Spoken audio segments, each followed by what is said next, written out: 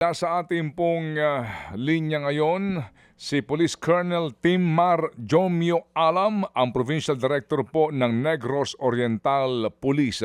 Magandang umaga po, Colonel. Yes, sir. Magandang umaga po, sir. Salamat sa panahon. Meron na ho ba kayong impormasyon kung ano ang motibo sa pagpatay dito kay Ginoong Kent Carpenter? Sir, as to the motive of the incident, sir, is purely intent to gain lang talaga, sir, yung nangyari. So, they are, they were just actually supposed to rob the victim, sir. Yun lang So, po talaga, sir, yung nakikita namin. pagnanakaw po ang motibo. Yes, sir. Pag nanakaw po at para po may makuha sa loob po ng bahay at sa suspect po. Oo. Ilan po ang suspect dito at na-identified na ho ba ito? Can you just tell us yung mga pangyayari po sa responde ng pulis sa pangyayari po ito, sir, please? Sir, initially po, during the first response of our police personnel, based dun sa kinakasama po ng victim, tatlo po, sir, yung suspects natin. Pero po kalaunan, sir, napag-alaman natin na 5 po yung suspects lahat. So it was captured dun sa CCTV, sir, na 5 po sila na mga suspects. But tatlo lang po yung pumasok sa bahay, while yung 2 po ay parang lookout po sa labas. So, as to the identities nung 5, sir, we are still in the process, sir, of identifying them by looking for credible witness po, sir, to pinpoint kung sino po sila, sir. Pero meron na ho kayong strong lead sa pagkakakilanlan po ng mga suspect na ito. Yes, sir. In Nakuan, sir, sa lalong madaling panahon, sir, as soon as possible time, sir, we can solve this one, sir. Okay.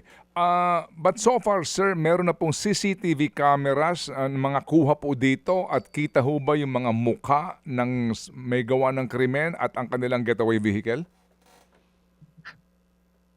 Doon sa pagkakakilanlan nila sa CCTV, sir, medyo kuan pa kasi makuan kasi, sir, gabi kasi madilim, tapos medyo malayo yung kuha. But there are other CCTV that we are yet to extract po, sir. Baka doon po, sir, baka doon sa malalapit nakikita natin.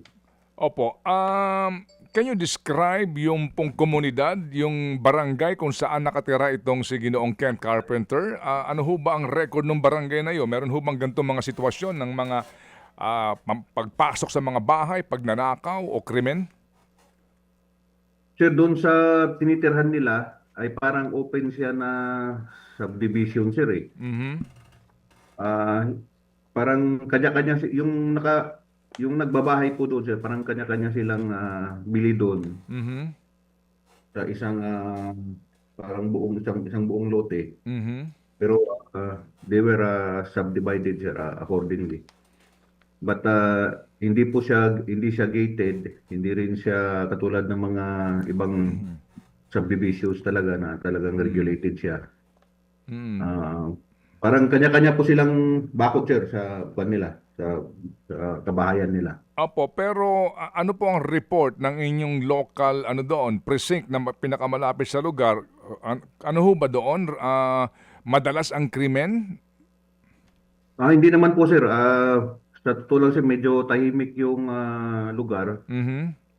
Overlooking lang po siya, sir. So from the highway siguro mga 3 to 4 kilometers po, sir, ang layo from the national highway. Oo. Doon ho sa siya sa taas, sir. Oo. Overlook. Opo. Doon ho ba sa crime scene may mga na-recover na po kayo na makakatulong sa investigasyon? Sir, as long as makumpleto namin, sir, yung mga CCTV footage, sir, Mm-mm. ah, probably, sir, we can be, we can ensure the identification of some of those suspects, sir. Opo. Ilan po ang tama nito pong si Kent na sanhi Ah, po? Mm. Dalawa po, sir, yung tama niya. Isa dito sa may bahaging kaliwang mata, tapos Mm. isa po dito sa kaliwang bahagi po ng ulo niya. So talaga pong fatal ito, no? Ulo ang target po nitong mga suspect na ito. Ano ho, sorry po, no? Kung mamarapati lang po ninyo, bagamat naunawaan namin ang pagdadalamhati po nung kanya pong kinakasama, di ba kasama po yung babae nung mangyari ito? Anong kwento po ng babae? Ano po ang mga pangyayari? They were watching television and then bigla na lang pumasok ito, agad na marel. Ano ho bang kwento? Yes, sir, according to the kwan, sir, surviving victim, yung po, sir, they were watching a television when all of a sudden one of the suspects surprise po dito sa kaliwang bahagi nila. At bigla pong binaril yung victim natin. So sa tingin nga namin dito, sir, initially parang nakakuan na, sir, eh. Naka naka naka nakatulog na yata, sir, yung suspect sa sofa. Parang ganyan ang kuan namin, kaya hindi po masyado pong kuan yung tama, sir, kasi parang hindi gumagalaw, sir, yung target, yung suspect. So So ibig sabihin, sandali lang. nakaupo na, nakasandal po siya, sir, na parang baka nakatulog na po nung time na yun. Kasi Yung victim nakahiga na, nakatulog na. hindi siya nakaupo po. Okay? Baka nakakuan lang po, nakapikit yung mata siguro. Mhm. Baka nakapatlap na, parang ganun po, sir. Because they were actually galing din sa labas, having had their dinner, sir, together sa O, labas po, sir. opo, yung bang kanyang kinakasama, matagal nang kinakasama ni Kent? Sir, according to the doon sa babae, sir, nasa mga 7 years na rin sila, sir, eh. Okay. Magkasama. Local po yung kinakasama niya ron. Local, no? Yes po, sir. Okay. Dalawa lang sila sa bahay na mangyari ito. Yes, sir, dalawa lang po sila. Alright. Ang kanin nyo, ito ay pawang panluloob at pagnanakaw. Yung pong kwento kanin nyo na pumasok pero agad binaril sa ulo yung Amerikano. As in, yun ho ba ang kwento nung surviving po na babae dito? Wala, yung babae po, ano ho ba nangyari sa kanya? Yung babae po, sir, ay ginapos po siya nung pagkatapos. So, actually, sir, we are in process of initially, nung una ginawa namin person of interest yung babae. Kasi Mhm. there was actually a suspicion considering that she wasn't hurt during the time of incident. So, we believe that most probably baka kilala siya or baka kilala niya rin. So may mga ganong anggulo, sir, eh. Mhm. Mm. Naunawaan namin under ano po ito, no, thorough investigation. Sir, Yung yes po. Opo, yes sir. Yung mga suspect po, may takip ba sa muka nung pumasok? Naka-bonnet po, sir, yung Tatlo. tatlong. Yung pumasok, naka-bonnet yung tatlo. Yes, sir. Opo. Well, some are wearing caps, Oo. bull caps sa Oo. labas naman. Nag-issue na po ng statement yung kinakasama ni Kent. Ano na ho ito, dumaan na po sa paunang proseso po ng investigasyon considering nga po na siya ho muna yung person of interest, ay isa sa mga person of interest. Yes, sir, but kalaunan po, sir, she was already cooperative.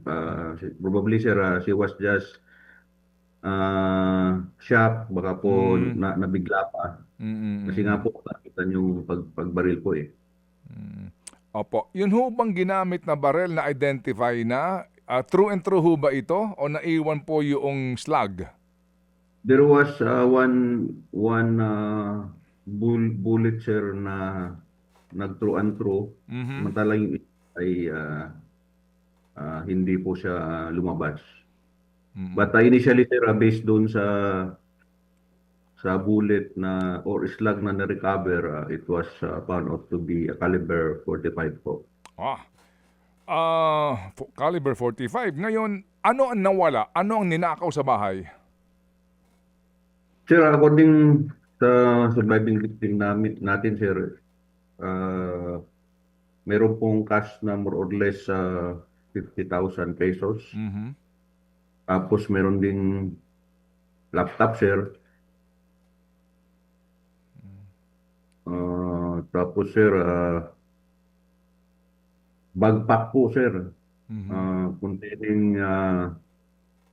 Containing wallets, ATM cards, and cash amounting to 25,000. So more or less nasa 75,000 po sir yung cash. Mhm. Mm. Tapos yung isang binocular po ang nawala din. Alright. Yun ho bang lugar nung nangyari po ito? Gabi ho ito, di ho ba? No? After dinner nga. Yung mga kapitbahay ho ba, may mga narinig, nakita, nakuna ba ng statement? Sir, so far medyo tahimik kasi Lugar? yung area.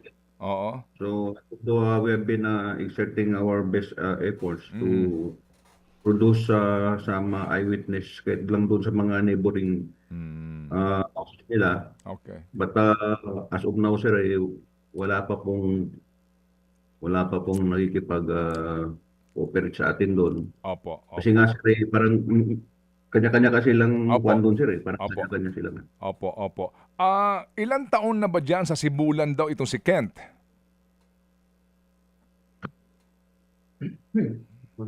Mm.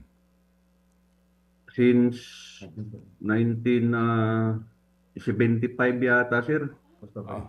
Oh, But, talagang hindi po siya permanente oo. pa balik po siya. Oo.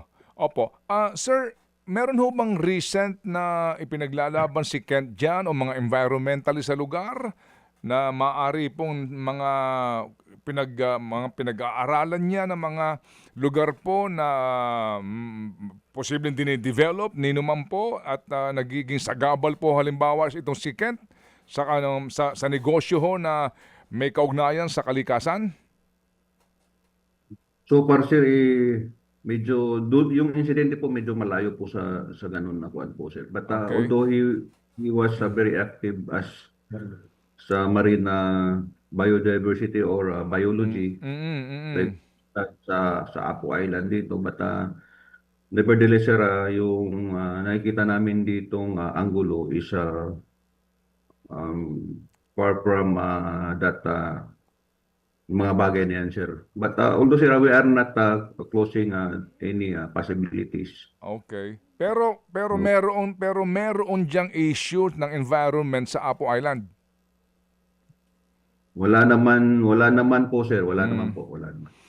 Alright, sige. Talagang active lang siya sa mga ganun po Okay. because Sige. marine biologist po siya Opo, sir. opo. Meron na ho bang kinatawan ng US Embassy na dumating dyan sa inyong presinto, sa inyong pong pulisya? Wala pa po sir, but there were already initial coordination sir Okay. through phone po sir. Opo, opo. May balita na ho ba kung saan nililibing itong si Kent o siya ba ay dyan na ho o dadalhin sa kanyang sa Estados Unidos? Well, hindi pa po na finalize nung legal wife niya po. Opo. Legal wife ho ba? Nasa Amerika ho bang kanya legal wife? Amerika. Nasa Amerika po. Alright, Sir. sige. So sir, how soon do we expect po itong arrest na gagawin po ng inyong pulis, ng inyong mga tauhan? Sir, we are exhausting our best effort sir, and konting kuan lang sir, konting panahon lang sir, because we want also to be sure na yung mahuhuli natin ay yun po talaga sir ang Opo. gumawa po sir. As long as the evidence will point to them, Opo. then that's the time that we are very much sure Opo. as we are going to file it to the fiscal's officer. Opo. Sige po. At muli ko kaming tatawag, Colonel, para po sa kakulang follow-up interview. Salamat, Colonel, po sa inyo pong paliwanag sa aming programa. Salamat, sir. Yes, sir. Maraming salamat po, sir. Mga kapatid, yan po naman si Police Colonel Timar Jomio Alam, ang direktor mismo ng Negros Oriental Police. Mga kapatid, patuloy po kayong tumutok sa 105.9 True FM para sa totoong balita, impormasyon, music and entertainment. Mag-subscribe sa aming YouTube channel at podcast at sundan nyo kami sa Facebook, Instagram, X at TikTok sa True Network PH. Bisitahin din po ang aming official website, truefm.ph. At panoorin din kami sa True TV Signal, Channel 19. Kami po ang 105.9 True FM. Laging true sa'yo, kapatid.